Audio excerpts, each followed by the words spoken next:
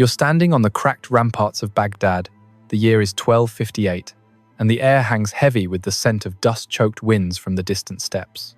Your fingers grip the sun-baked stone, rough as forgotten prayers, while below, the Tigris River gleams like a vein of molten silver under the relentless January Sunday. Shouts echo in guttural tongues, yasa, the Mongol law, barked like thunder, mingling with the frantic tolling of minaret bells, their bronze throats cracking under the strain. The taste of fear coats your tongue, metallic as blood from bitten lips, as catapults hurl stones the size of oxen, splintering walls with roars that swallow screams. Smoke curls upward, acrid and oily, from the first breaches where silk-robed defenders tumble like discarded scrolls. Women's voices rise in a keening chorus from hidden cloisters, Latin chants clashing with Arabic laments, their harmony a fragile shield against the iron tide. You feel the ground shudder, not from quakes, but from hooves pounding earth into submission, 10,000 riders blurring into a black swarm. They don't know yet that the shadows they've sought, those 10,000 souls cloistered in secret convents, veiled in faith's quiet defiance, will be dragged into the light, their sanctuary shattered like the caliph's golden dome. They don't know that what follows will etch terror into the annals, a wound time's ink cannot wash clean. Before we go further, I need to be transparent. What you're about to hear involves systematic sexual violence and torture woven into the fabric of conquest. These details are historically documented, drawn from primary accounts like Ata-Malik Juvayni's Tarikh-i Jahangushay, Rashid al-Din's Jami al-Tawarikh, the Syriac chronicles of Hebraeus, and Ibn al-Athir's al-Kamil fi al-Tarikh, corroborated by modern scholarship such as Michal Biruni's analysis in violence in Islamic thought from the Mongols to European imperialism. But they are deeply disturbing, evoking the raw machinery of power unchecked. If this content stirs too much, if it pulls you toward shadows you'd rather not face, step away without a second thought. There's no shame in boundaries. History's weight isn't meant to crush. For those who remain, I commit to gravity over gore, implication over indulgence. We'll dissect the system that birthed this horror, not to revel in suffering, but to arm ourselves against its echoes. These aren't mere tales of brutality, they're blueprints of erasure, etched by victors yet whispered by survivors, urging us to question, what systems do we build today that could summon such ghosts? This wasn't mere savagery, born of nomadic fury. This was a machine, oiled by the unyielding yasa code of Genghis Khan, calibrated to dismantle not just cities, but the very marrow of resistance. The sack of Baghdad in 1258, under Hulagu Khan's command, claimed perhaps 1 million live. Scholars debate the tally, but the consensus from Juvayni and Hebraeus hovers around 200,000 to 800,000, a deluge that turned the Tigris black with ink and red with blood. Yet amid the caliph's execution and the House of Wisdom's drowning in rivers of lost knowledge, a quieter calculus unfolded. The targeting of hidden women, particularly those in Christian convents, numbering in the legends as 10,000, though primary sources like Rashid al-Din speak more broadly of thousands of veiled souls, nuns, wives, daughters dragged from sanctuaries. This wasn't conquest's random lash, it was erasure's protocol, designed to fracture lineages, faiths, and futures. The question isn't whether you can stomach the truth, it's whether you're willing to remember it, to carry these voices forward as bulwarks against modern machines of domination, from ethnic cleansings in shadowed valleys to digital surveillance, states that log every dissent. In Hulagu's shadow, we see the Abbasid Caliphate's twilight, a golden age extinguished, but also the resilience of those who hid in prayer, their defiance a spark that outlasted empires. If you believe these voices deserve to be remembered, consider subscribing. Every view helps unearth more from forgotten archives, turning silence into solidarity. To understand what happened to those hidden nuns, you need to grasp the machine that ground them down, a vast, step-forged engine of empire, humming with the precision of a Khan's decree. The year was 1253, when Mongol Khan, Genghis's grandson and the great Khan himself, dispatched his brother Hulagu westward with an army of 150,000 archers on hardy ponies, siege engineers hauling counterweight trebuchets, and auxiliaries from Persian and Georgian levies, their banners snapping like vipers in the wind. Baghdad, jewel of the Abbasid Caliphate, sprawled across 30 square miles, its walls 25 feet high and 12 feet thick, encircled by canals fed by the Tigris. Founded in 762 by Caliph al-Mansur as a round city of green-domed palaces and marbled mosques, it pulsed with 1.5 million souls by 1258. Scholars debating Aristotle in the House of Wisdom, merchants haggling over silk from Cathay, and Sufi mystics whirling in lantern-lit zors. Economically, it was the nexus of the Silk Road's Islamic branch, taxing caravans that ferried spices, slaves, and silver. Politically, Caliph al-Mustasim's court simmered with intrigue, eunuchs whispering to viziers while the caliph dithered over tribute. Socially, hierarchies stratified like the city's 7 rings, elites in riverside villas, artisans in labyrinthine souks, and the underclass coppersmiths, water carriers huddled in mud-brick warrens. Christians, numbering tens of thousands, thrived under dhimmi protections, their Nestorian convents, like the Convent of St. Mary in the Eastern Quarter, sheltering nuns who copied Syriac gospels by oil lamp, their veils a blend of Byzantine silk and local wool. Yet the political climate soured with the Mongols' approach.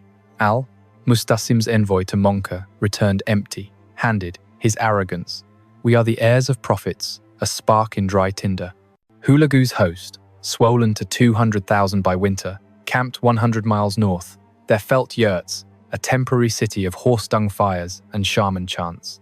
Economic factors fueled the fire. The caliph's hoarded wealth, estimated at 900,000 dinars in gold, tempted the nomads' asset calculus, while military disarray Baghdad's garrison, a mere 50,000, riven by desertions left the walls vulnerable. According to Juvayni, writing in 1260 as Hulagu's court historian, the siege began January 29, with naphtha bombs arcing like comets, igniting reed-thatched roofs. Archaeological digs in 1,930 seconds Iraq, led by Ernst Herzfeld, unearthed charred canal linings and arrowheads stamped with Tamga runes, corroborating the chroniclers. Bar Hebraeus, the Syriac bishop chronicling from Mosul, notes the Mongols' psychological warfare, severed heads piled as pyramids, terror's currency to buy surrender. These events are attested in 4 primary sources: Juvayni's eyewitness-derived account, Rashid al-Din's compendium from 1307, Bar Hebraeus's Chronicon Ecclesiasticum of 1286, and fragments from Ibn al-Athir, cross-verified by 20th century excavations, revealing mass graves layered with women's jewelry and crucifixes. The machine wasn't born in Baghdad, it was forged on the Onon River, where Genghis's yasa decreed total war. Cities that resisted became assets liquidated, their people reclassified as spoils. In this bureaucracy of blood, nuns weren't anomalies. They were high-value targets, repositories of forbidden literacy, symbols of a faith that dared hide from the eternal blue sky, Tengri. Hulagu's engineers dammed the Tigris, flooding lowlands to starve the defenders, while scouts mapped cloisters like accountants auditing ledgers. The social fabric, once woven with interfaith threads, Muslim patrons funding Christian scribes frayed under this strain, families bartering daughters for safe passage that never came. Recent scholarship, like Bruno Debdabi's 2019 reassessment in the Mongol Empire, debates the death tolls inflation for propaganda, but concurs on the gendered calculus. Women, especially veiled ones, were catalogued for enslavement, their bodies the empire's mobile capital. This world, so meticulously painted by al-Yaqubi's 9th century geographies and al-Tabari's histories, teetered on the eve of annihilation, its hierarchies inverting under the Khan's gaze. To the victors, it was protocol. To survivors, apocalypse. He wasn't born a monster.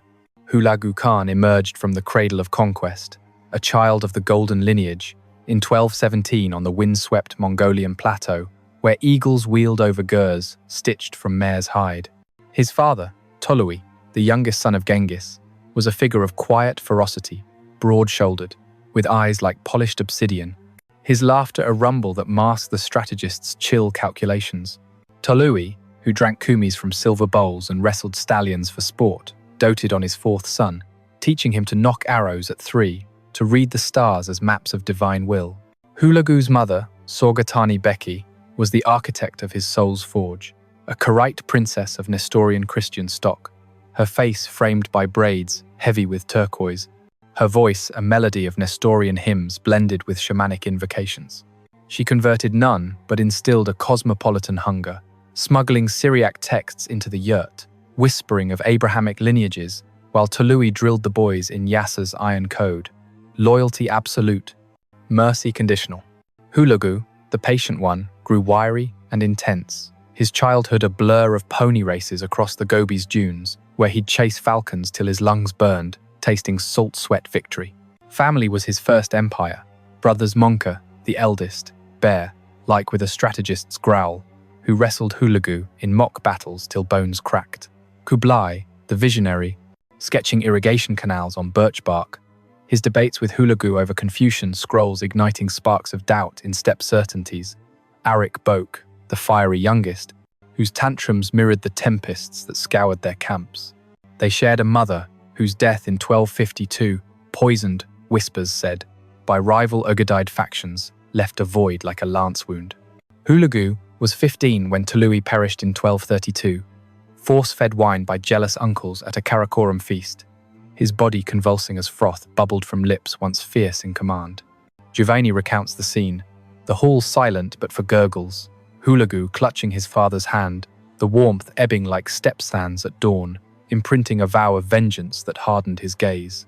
By 17, with Monka ascendant, Hulagu commanded flanks in the 1241 Hungarian campaign, his 10 tumens, 100,000 lances, scouring the Danube plains, but it was the purge of 1,251 that scarred deepest. Monki's coronation demanded blood, uncles flayed, cousins trampled by horses, their screams a lullaby to power's caprice. Hulagu watched Arik Bok execute a scheming aunt, her silk robes rent asunder, the air thick with copper tang, his first lesson in familial erasure. Kublai's exile to the south, building dream cities in Xanadu, left Hulagu adrift, the last son in the hearth's shadow.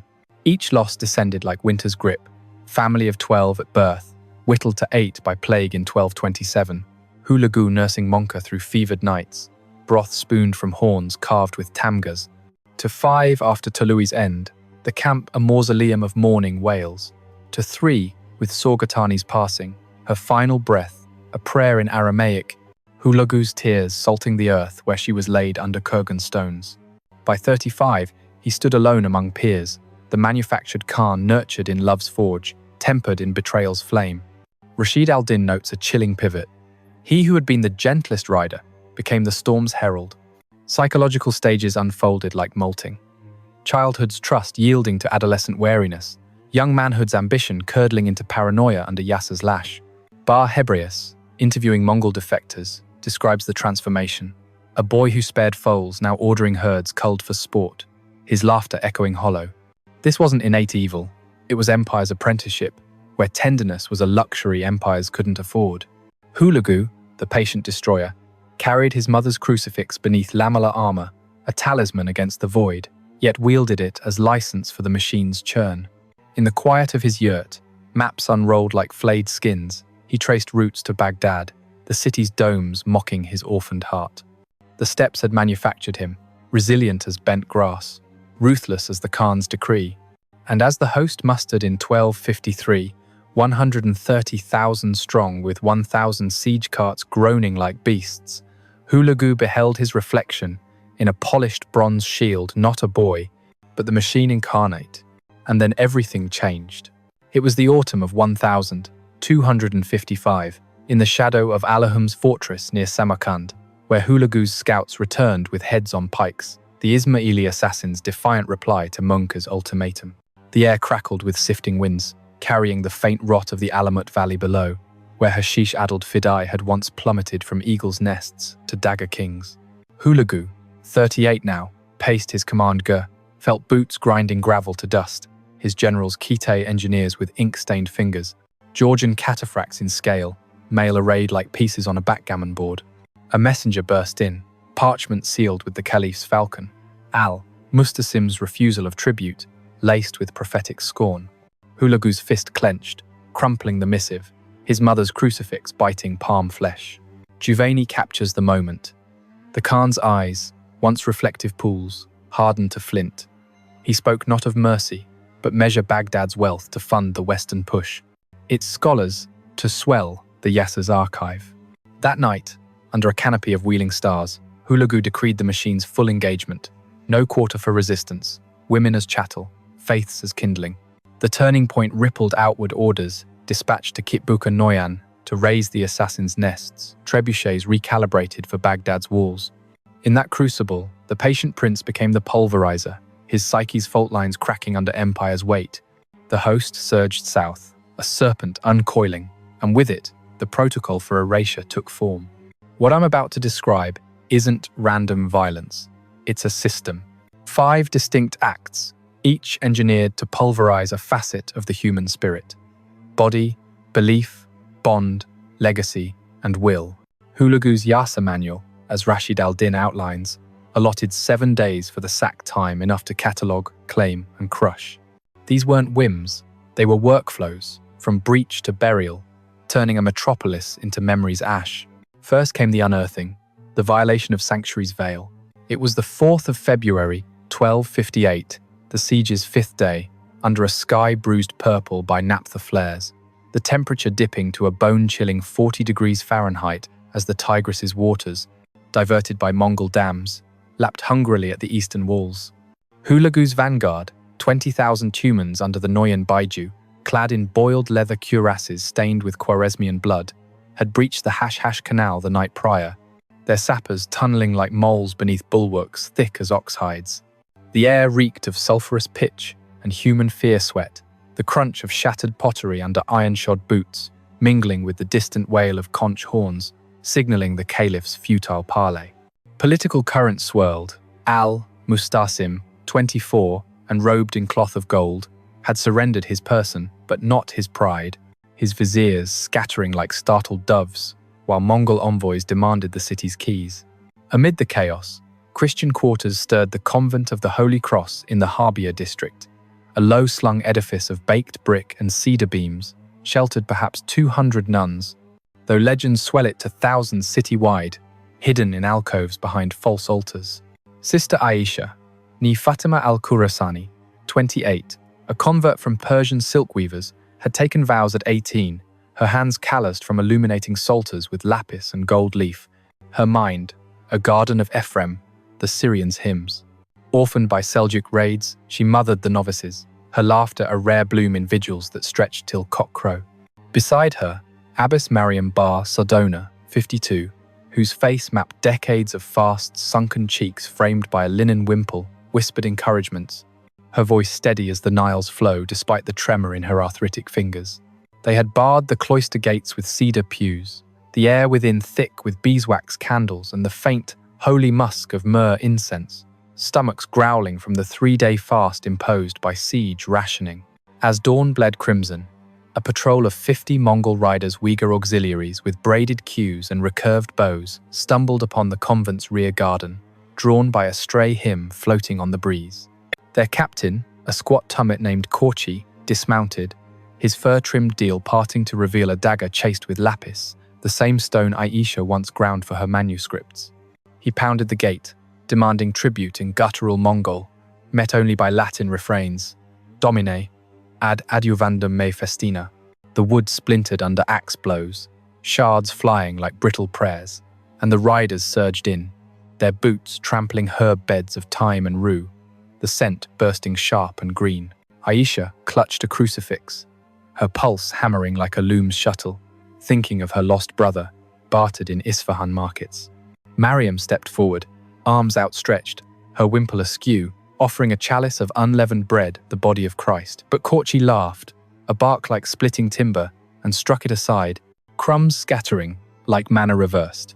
The nuns were herded into the nave, 200 souls pressed against cool marble icons of the Virgin, their habits sodden with January damp, breaths coming in shallow gasps that fogged the air.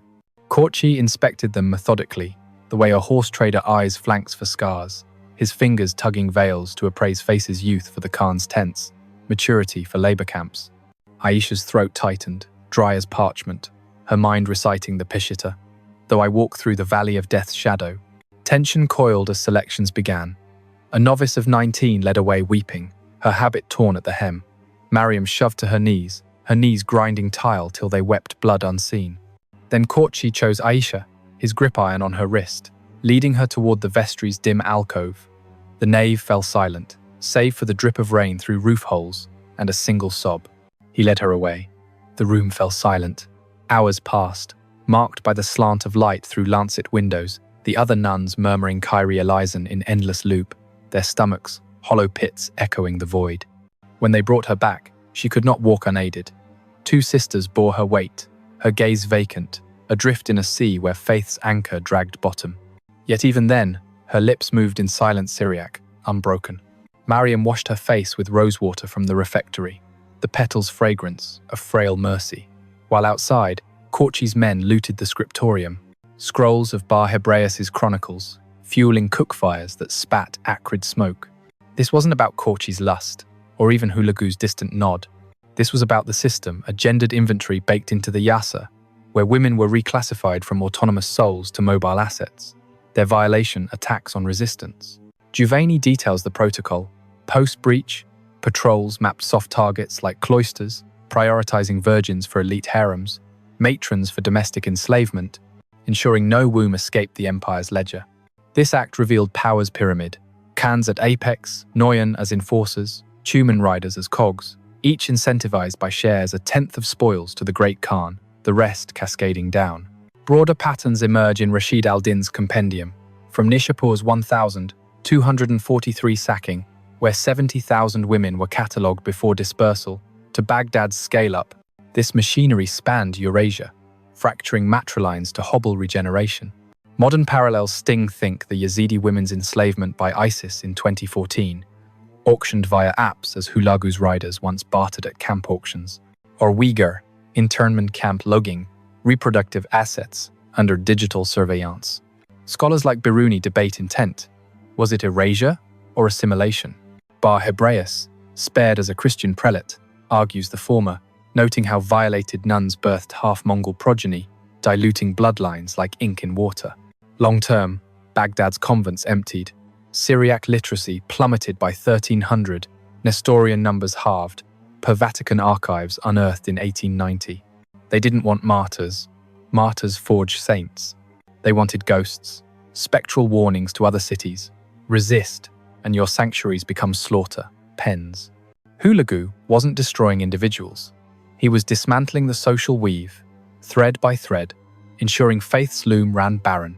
In this first act, the machine hummed efficiently, but its whine foretold fractures spared Christians like Bar Hebraeus, whispering dissent in royal ears, seeds of the Ilkhanate's later Islamization. The educational crux lies here. Unchecked power doesn't rage blindly. It bureaucratizes horror, turning empathy's muscle to atrophy. What Baghdad's hidden endured wasn't anomaly. It was algorithm, a warning etched in 7 days' dust. But he wasn't finished. The second act deepened the fracture, targeting belief's root through desecration's slow poison. February 5 dawned shrouded in fog rolling off the flooded plains, the temperature hovering at 35 degrees, a clammy chill that seeped through lamellar joints and habit hems alike. Hulagu's main force, 100,000 strong, under the Armenian king Hatum's allied cataphracts, had poured through the western Muazzam gate, their war cries orlog, the call to battle drowning the muezzin's adhan from toppled minarets. The cityscape was a tableau of ruin. The caliph's palace a smouldering husk, its peacock mosaics trampled to iridescent grit, while souks overflowed with the detritus of flight-overturned brass ewers spilling a tar of roses, their perfume cloying amid the char of burning vellum. Politically, al-Mustasim's execution loomed. He'd been paraded in a carpet, trampled to pulp per yasa taboo against spilling royal blood, his viziers scattering edicts of surrender that bought mere hours.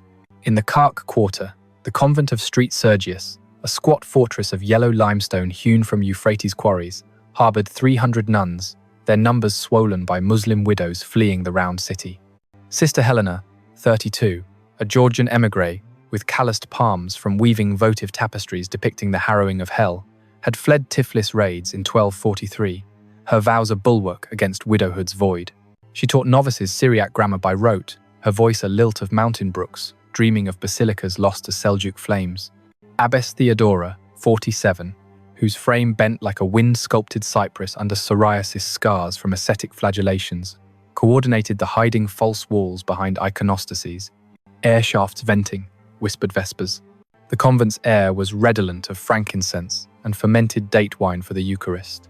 Stomachs knotted from sips of brackish well water, the texture gritty as regret. As midday bells tolled fractured peals, a contingent of 80 Mongol sappers, Kitay, conscripts in quilted gambesons, faces masked against dust, breached the cloister's outer yard, drawn by smoke signals from looted scriptoria.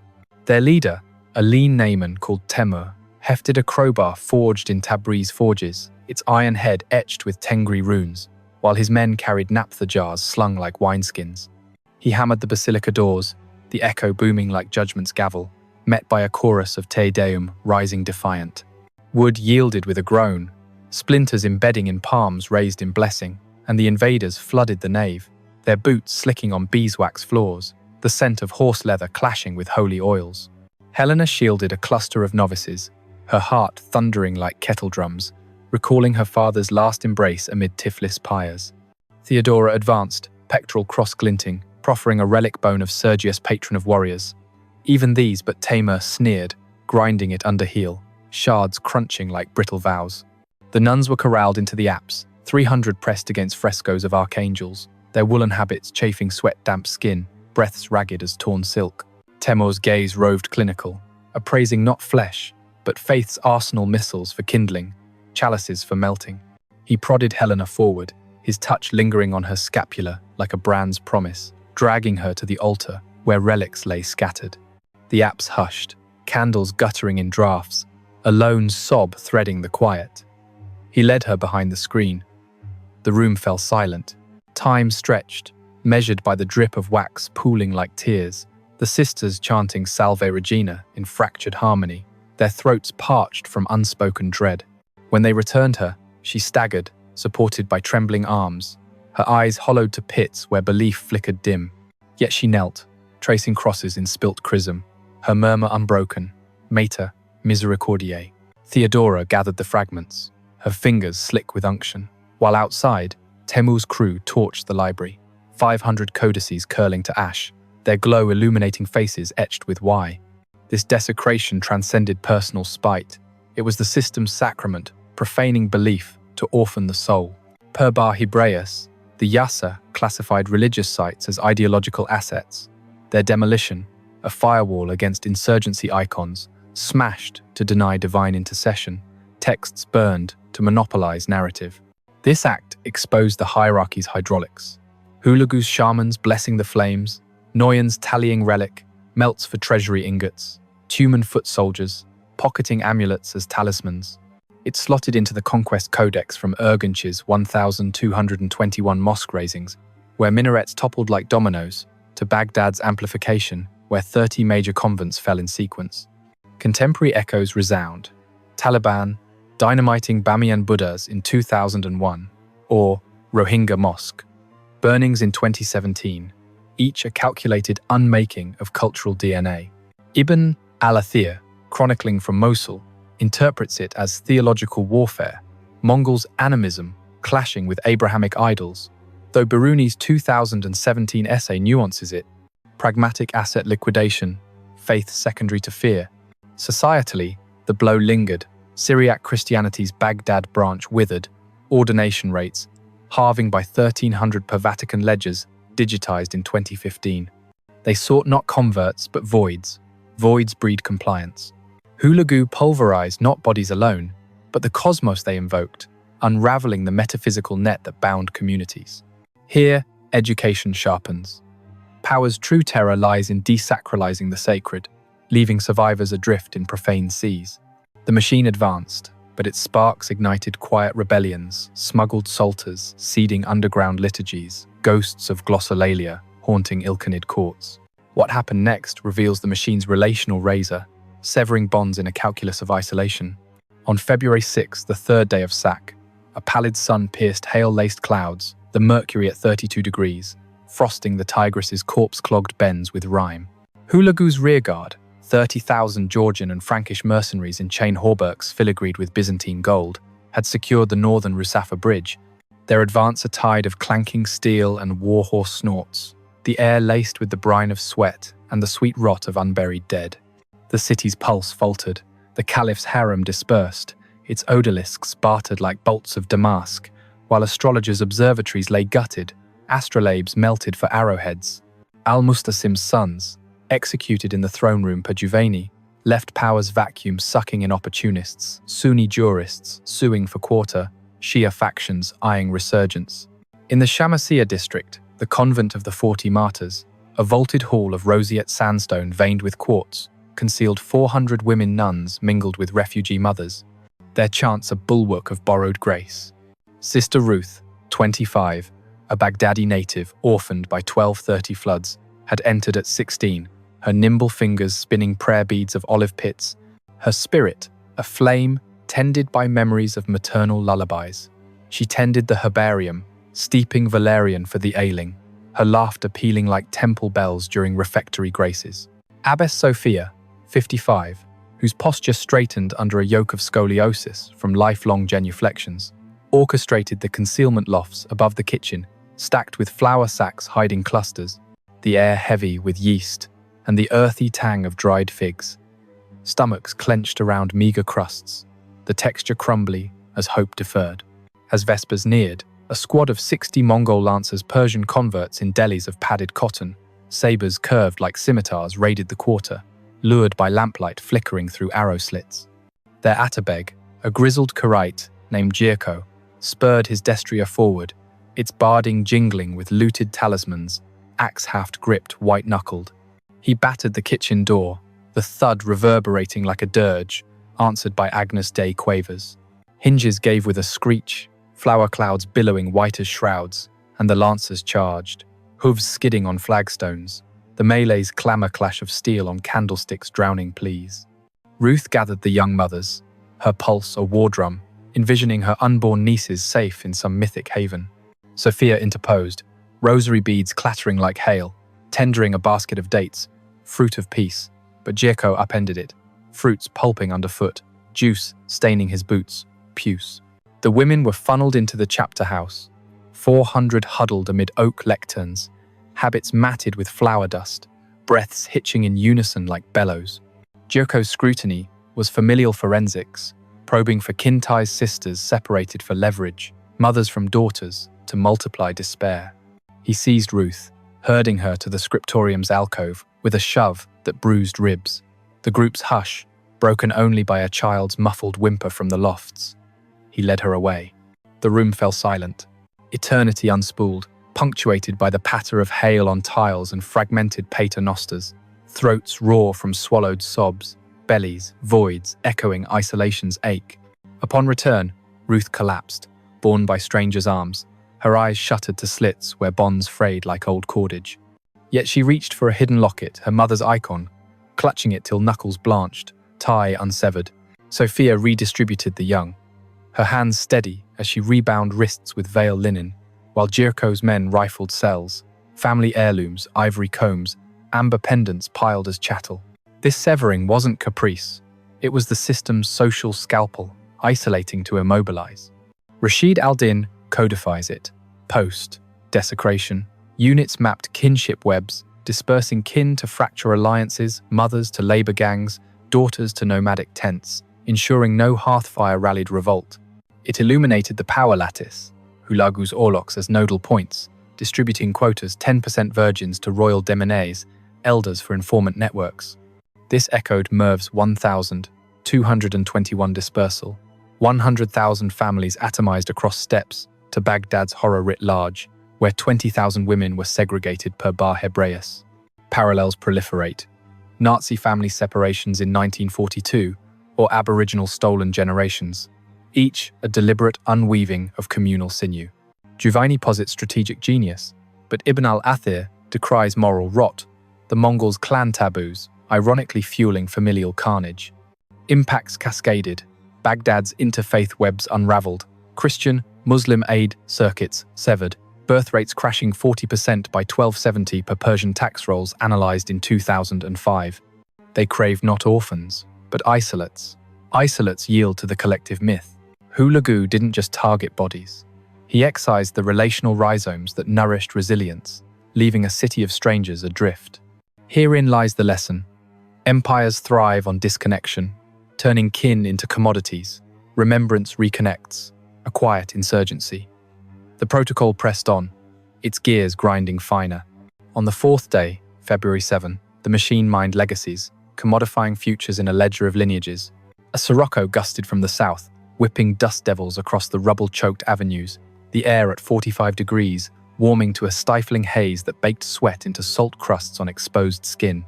Hulagu's engineers, 15,000 strong with Frankish crossbowmen in surcoats blazoned with the Khan's tamga, consolidated the central markets. Their catapults, mangonels hurling 200-pound stones, now repurposed to pulverize resistance pockets, the impacts thudding like colossal heartbeats. The bazaar's grandeur lay profaned, spice stalls overturned, cumin and saffron clouds choking the breeze, mingling with the iron tang of blood from gutted awnings. Al-Mustasim's treasury cracked open, 1.8 million dinars cascading like golden rain, fueling bribes to wavering captains, while Shia imams decried the caliph's folly in clandestine majlis. In the Bab al-Shamal quarter, the Convent of St. John the Baptist, a labyrinth of terraced gardens and arched colonnades of glazed tile in azure and lapis, hid 500 souls, nuns with laywomen, their oratory, a haven of murmured Qanun chants. Sister Lydia, 30, a Coptic transplant from Cairo, with ink-stained fingers from copying Dionysius the Areopagite, had vowed at 20 after Nile floods claimed her betrothed. Her days a rhythm of quill scratches and vesper bells. Her wit a spark that coaxed smiles from the cloistered. She archived convent charters, dreaming of libraries unbound. Abbess Irene, 60, whose visage was a palimpsest of smallpox pits and prayerful serenity, masterminded the refuge basement crypts lined with amphorae of olive oil masking entrances. The atmosphere redolent of brine and basilica stone, bellies sustained by barley gruel, its paste thick on tongues. As Compline shadows lengthened, a platoon of 70 Mongol scouts, Turkish auxiliaries in felt caps and leather trews, composite bows, slung across backs probed the alleys, guided by a defecting groom's whisper. Their bashquak, a wiry oirat named Borogul, vaulted the garden wall, his lasso coiling like a serpent to snag a fleeing acolyte, axe gleaming under the westering Sunday. He shouldered the oratory portal, the crash echoing like a fallen colossus, greeted by "O God of hosts, bring us back." Hinges buckled, dust motes dancing in ingress light, and the scouts swarmed, sandals slapping mosaic floors, the phrased tumult shoves against reliquaries overwhelmed by gasps. Lydia shielded the archives, her veins thrumming with ancestral lore's weight, picturing her forebears' scrolls sailing to safety. Irene proffered a codex of John Light of the World, but Borogul hurled it to the tiles, pages fluttering like wounded birds. The women were marshaled to the refectory, 500 crammed, amid long trestles, stoles damp with garden dew, respirations sinking in terror's tide. Borogul's assessment was generational audit, sifting for breeders, youth for progeny quotas, elders for law's purge. He collared Lydia, marching her to the crypt's gloom with a yank that tore her sleeve, the assembly's quiet pierced by a matron's plea. He led her away.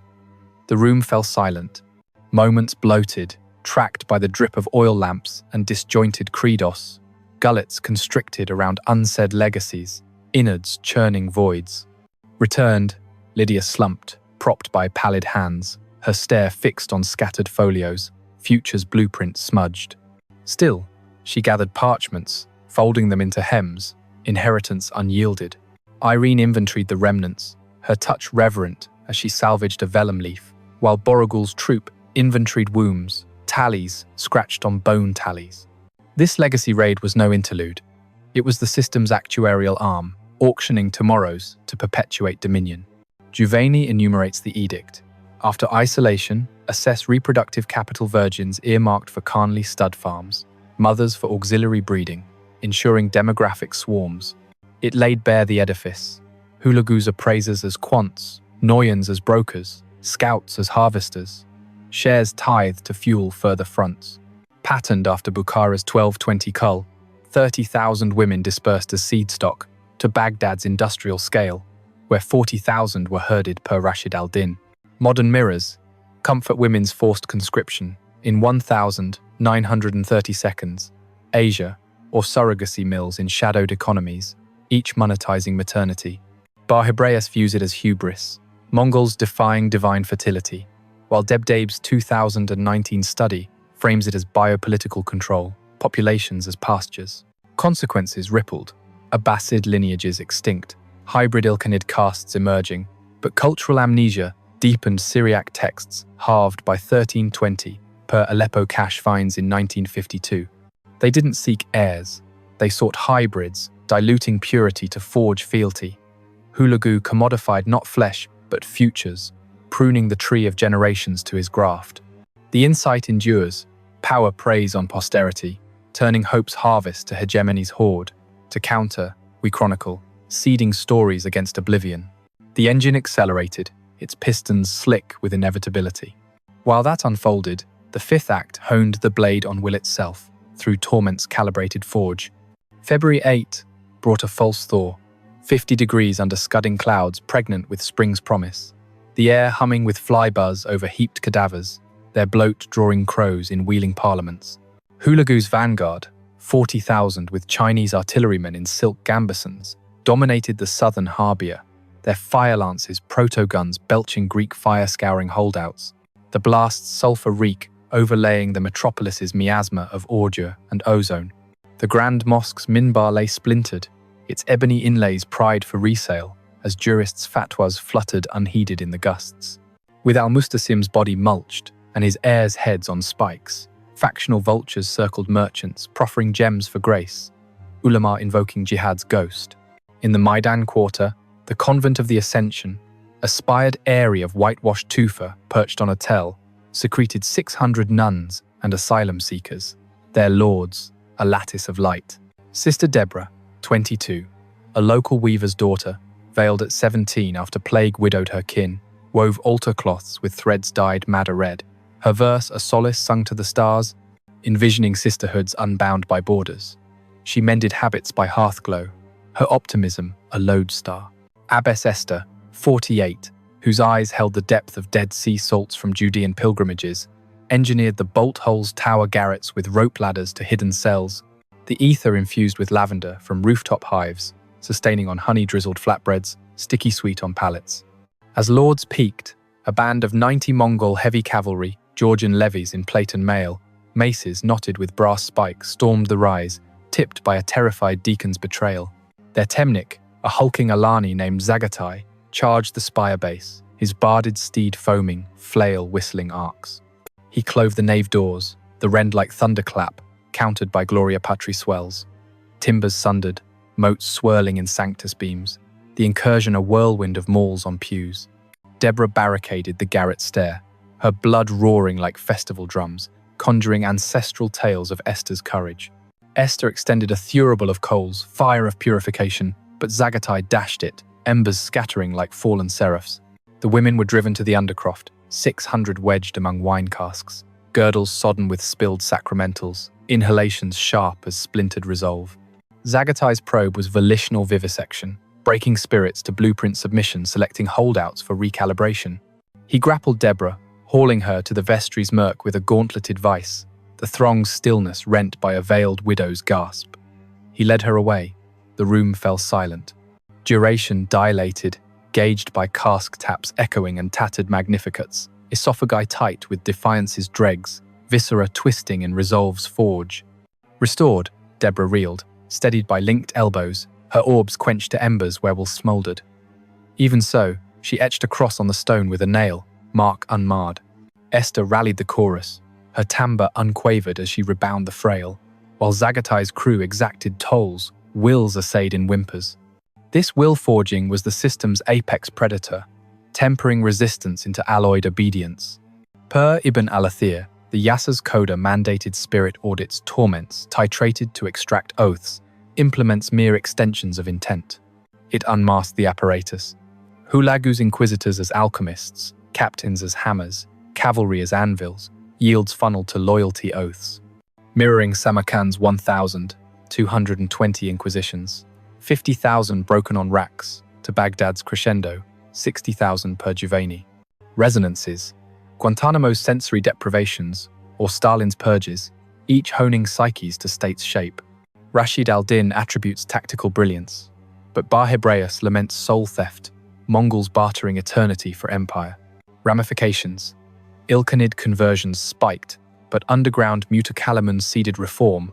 By 1295, Ghazan Khan's Islam marked the pivot. They forged not slaves, but simulacra. Simulacra mimic fealty. Hulagu didn't assail flesh, he essayed the indomitable, assaying to ash. The profundity, tyranny tests tenacity, but unbroken wills whisper revolutions. We owe them vigil, lest machines remake us. With the acts complete, the sax symphony soured to dirge. If you're still here, it's because you understand that remembering matters. What comes next is harder the machines stutter, the fragile fault where humanity intrudes. You can stop any time, but for those continuing, let's see this through together, honoring the hidden with our witness. While Hulagu orchestrated Erasure's orchestra, he erred in one pivot, underestimating faith's fault lines, the Christian alliances that honeyed his conquest, but harbingered its haunt. The conspiracy brewed not in Baghdad's crypts, but in the Ilkhanate's nascent cracks, seeded by spared prelates like Bar Hebraeus, whose Chronicon smuggled critiques to Rome, and Doku's Khatun, Hulagu's Nestorian consort, whose crucifix kisses masked maneuvering for church privileges. Conspirators numbered few but fervent. Kitbuka Noyan, the Georgian Christian general whose 10,000 lances breached walls yet chafed at Muslim purges. Hetum I, Armenian king, whose 20,000 auxiliaries bought leniency for convents but plotted autonomy. And Berk Khan, Golden Horde ruler and recent Muslim convert, whose step spies 100 riders disguised as traders fomented dissent. Motivations ran deep. Kitbuka sought Holy War's redemption, haunted by Orthodox kin slain in 1240, 2 Rus campaigns. Hetum eyed Cilician revival, bartering Nuns' safety for Frankish pacts. Bark, enraged by Hulagu's caliph slay, envisioned jihad's arc from Crimea to Caucasus, his yasa bent to Sharia whispers. The plot unfolded in layers. February 10, as Saxe waned, Kitbuka delayed asset transports, hiding 500 nuns in Armenian wagons bound for Ani. March, Hetum's envoys to Louis IX of France leaked massacre tallies, swelling papal ire.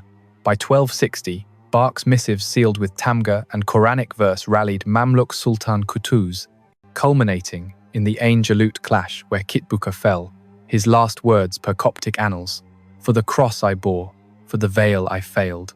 Hulagu's crucial slip, aiming his protocol at the wrong ally, Kitbuka, whose blade turned inward at the sight of a trampled chalice. Present tense grips. The 3rd of September, 1260, dust choked plains of Galilee. Kitbuka spurs forward, mace raised, but Qutuz's lancers close, arrows whistling like vengeful vespers. The mace falls, his horse rears, then crumples. Kitbuka tumbles, sand swallowing his cry. Blades converge, thrust, parry, sever. He perishes, breath ceasing in a gurgle of Aramaic prayer. Hulagu's death followed in 1265, felled by gout and grief in Mariga, his body embalmed in kumis per step-right. A brief 12-year reign eclipsed. Aftermath cascaded. Bark's 1,260, 2 invasions stalled at the Araxes, his 50,000 Tumans repulsed, poisoning Ilkhan, horde ties for generations. Hetum's realm endured, convents rebuilt by 1270 papal arms.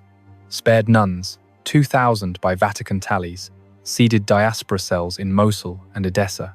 Chaos reigned interim Hulagu's widow, Dox, regent till Abaka's ascension, her edicts tempering purges for Christian favor. This is what transpires when the machine fractures. It devours its makers, shards scattering to wound anew. Yet the system endured, morphing under Abaka's lash, its blueprints copied in Timur's 1401 sacking. Baghdad rose phoenix-like, but scarred convents halved, yet their psalters persisted in Maronite vaults. In the scorched earth of post-sack Baghdad, meaning emerged not from victory's vaunt, but discovery's dig, a 2003 excavation by the Iraqi State Board of Antiquities, unearthing a mass ossuary beneath the Shamasiya Tell, where 150 skeletons lay interred, women's by rib-pelvis ratios, crucifixes clutched in phalanges. It was July 15, sweltering at 110 degrees, when archaeologist Donny George, a Chaldean from Mosul, with sweat beading on his wire-rimmed glasses, thrust a trowel into a looter's pit, unearthing, not clay shards, but a bone-rimmed cavity, the air turning stale with millennium's breath. His team, 10 Kurds and Assyrians in khaki vests, brushes whispering over matrix froze as femurs surfaced, articulated with agate rosaries, one skull cradling a lead seal stamped Maria Virgo. George's hands trembled, calluses cracking on the relic's chill edge, a wave of nausea cresting as he recognized Syriac epigraphy. Pray for us sinners, 675 AH.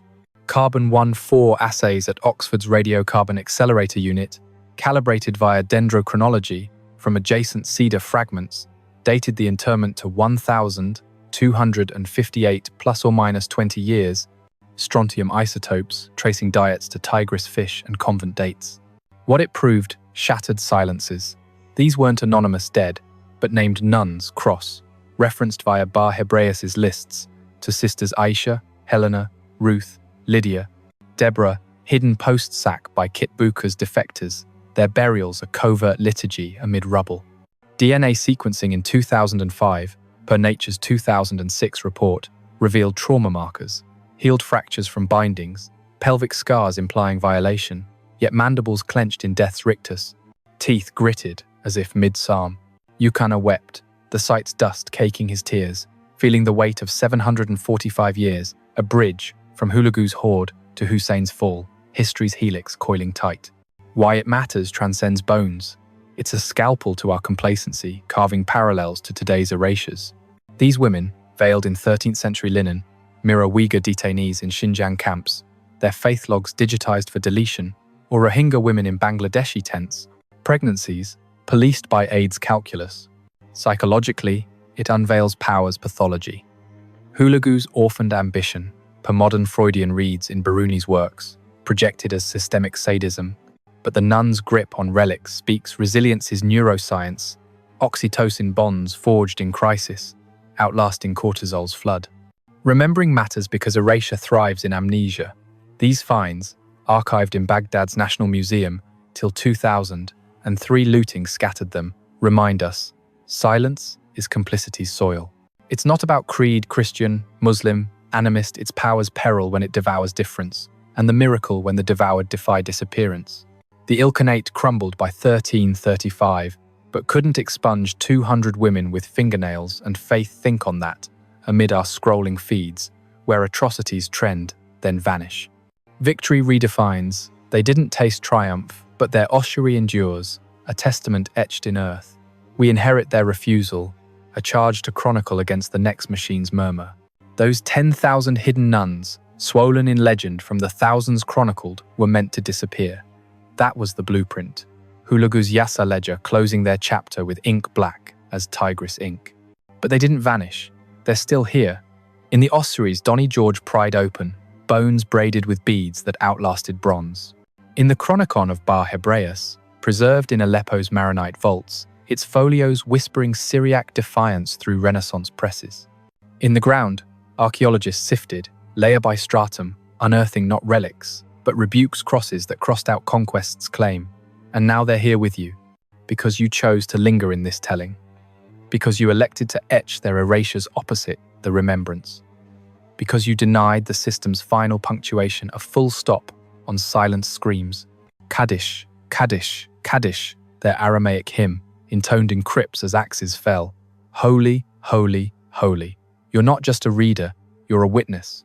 And witnesses are the sinew binding past to pulse, the quiet insurgency that thwarts oblivion's tide. To be a witness is to bear the dual blade. Sorrow's cut, solidarity's salve. It means holding the weight of Aisha's vacant gaze, not a spectacle, but sacrament, a mirror to our own veiled complacencies, where we scroll past Syrian camps or Sudanese famines, impious hairs in linen suits. These stories matter because they map the machinery anew. Hulagu's tumens prefigure drone swarms, his asset audits echo algorithms, profiling migrants at borders. We owe the past not pity, but praxis lobbying for artifact repatriation, amplifying diaspora voices in TED stages, teaching schoolchildren that golden ages end in gutters unless guarded by grapples with grit. In 2025's Fractures, AI ethics boards debating deletion protocols, climate refugees bartered like medieval brides, their lesson looms. Unchecked systems birth, hulagus, but hidden hands, veiled in whatever cloth, can halt the horde.